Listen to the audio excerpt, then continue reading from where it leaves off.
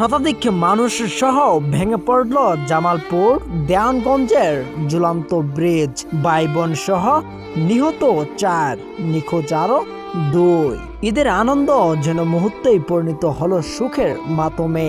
একটি ঝুলন্ত ব্রিজ ভেঙে শতাধিক মানুষ পড়ে গেলেন উত্তাল নদীতে, আর সেই দুর্ঘটনার প্রাণ গেল 4 নিষ্পাপ শিশুর। তবে এই ঘটনার সবচেয়ে হৃদয় বিদারক দিক স্বজন হারানো পরিবারের আহাজারি। বিস্তারিত জানুন এই প্রতিবেদনে। জামালপুরের দেওয়ানগঞ্জে ঘটে গেছে হৃদয় বিদারক এক দুর্ঘটনা। শনিবার বিকেলে থানার সামনেই ব্রহ্মপুত্র নদের উপরে নির্মিত একটি ঝুলন্ত ব্রিজ হঠাৎ করেই ভেঙে পড়ে। ঈদ উপলক্ষে সেখানে ভিড় জমেছিল শতাধিক মানুষের।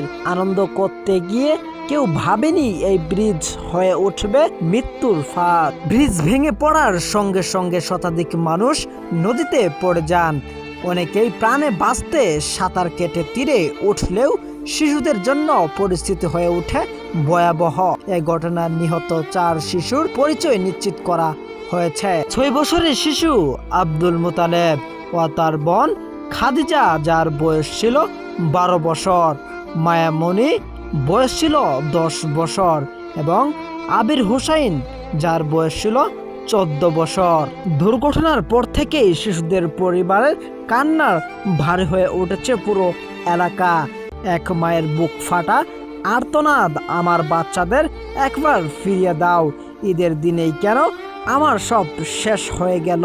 ভাই বোনকে একই সঙ্গে হারিয়ে দিশেহারা পরিবার, স্বজনদের আহাজারি বারবার ভেঙে পড়ছেন উপস্থিত সবাই। স্থানীয়দের কেউ কেউ বলছেন এই ব্রিজটা আগে থেকে ঠিক করলেই আজ এই ছোট ছোট প্রাণগুলো বাঁচানো যেত। চারপাশে শুধু কান্না, শোক আর প্রশ্ন, এই মৃত্যুর দায় কে নেবে? ঘটনাটির খবর পেয়ে ফায়ার সার্ভিস ও স্থানীয়রা দ্রুত উদ্ধার কাজ শুরু করেন। দেওয়ানগঞ্জ ফায়ার সার্ভিসের লিডার মুবিন খান জানিয়েছেন, উদ্ধার অভিযান এখনো চলমান। নিখোঁজ 2 শিশুকে খুঁজে বের করার চেষ্টা চলছে। একটি অবহেলিত ব্রিজ কেড়ে নিল 4টি নিষ্পাপ শিশুর প্রাণ। ঈদের আনন্দ আজ পরিণত হয়েছে অস্রোতে।